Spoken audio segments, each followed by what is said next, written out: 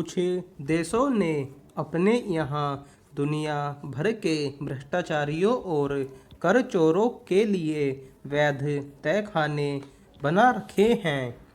Switzerland उनमें एक है। वहाँ के बैंकों में दुनिया का कोई भी आदमी अपना खाता खुलवा और उसमें चाहे जितने पैसे जमा करा सकता है।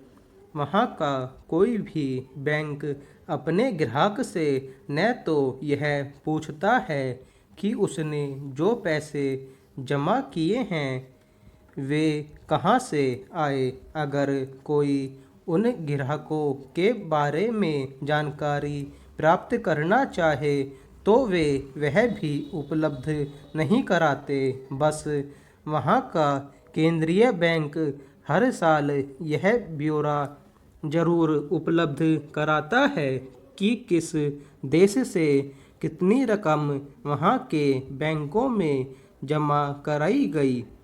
इस साल के उसके आंकड़ों से पता चलता है कि पिछले एक साल में जब कोरोना महामारी के दौरान देश आर्थिक मंदी से गुजर रहा था, तब भारतीय कंपनियों और नागरिकों ने स्विट्जरलैंड के बैंकों में सबसे अधिक धन जमा कराए। इस तरह पिछले एक साल में स्विट्जरलैंड के बैंकों में भारतीय कंपनियों और नागरिकों की कुल जमा रकम 2.55 स्विस बैंक फ्रैंक यानी 20,700 करोड़ रुपए हो गई है। यह आंकड़ा पिछले 13 सालों में सबसे ज़्यादा है। इसमें 4,000 करोड़ रुपए सीधे ग्राहकों द्वारा जमा कराए गए।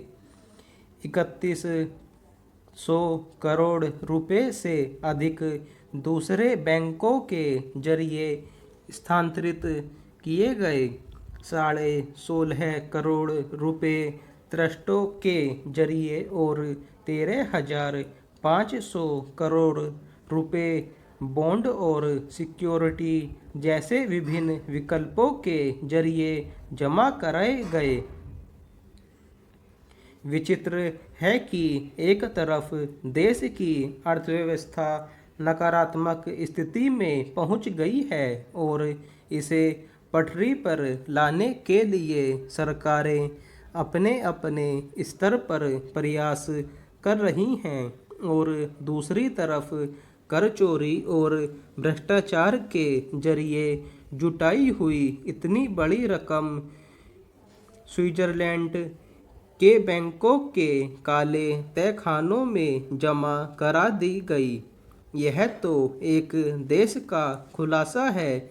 ऐसे तहखाने कई देशों के बैंकों ने बना रखे हैं।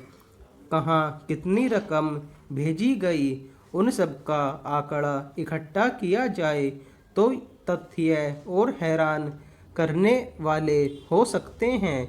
छिपी बात नहीं है कि देश विदेशी बैंकों में चोरी छिपे जमा कराया जाने वाला धन किस तरह जुटाया और कमाया जाता है।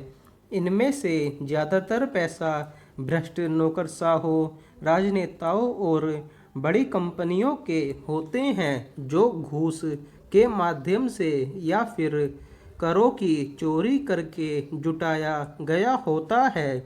उसे काला धन कहा जाता है। काले धन पर लगाम कसने के लिए केंद्र सरकार ने खूब बढ़ चढ़कर दावे किए थे। पहली बार सत्ता में आने से पहले के चुनावी घोषणा पत्र में तो उसने विदेशी बैंकों से सारा काला धन वापस लाने का भी भरोसा दिलाया था, मगर यह काम इतना आसान नहीं है। स्विट्जरलैंड या फिर दूसरे देशों के बैंकों में जहां काला धन छिपाया जाता है, उन्हें कानूनी संरक्षण प्राप्त है और वे अपने ग्राहकों के बारे में कोई भी जानकारी उपलब्ध न कराने को स्वतंत्र हैं। उन पर दबाव नहीं डाला जा सकता। इसलिए भारत सरकार इस मामले में कामयाब नहीं हो पाई। मगर भ्रष्टाचार मुक्त प्रशासन के दावों और कर चोरी पर सख्त नज़र रखने के तमाम प्रयासों के बावजूद आश्चर्य है कि वह भ्रष्टाचारियों पर नकेल नहीं कस पाई है। विदेशी बैंकों में भेजी गई रकम इस बात की गवाही है कि देश में बड़े पैमाने पर भ्रष्टाचार हुआ।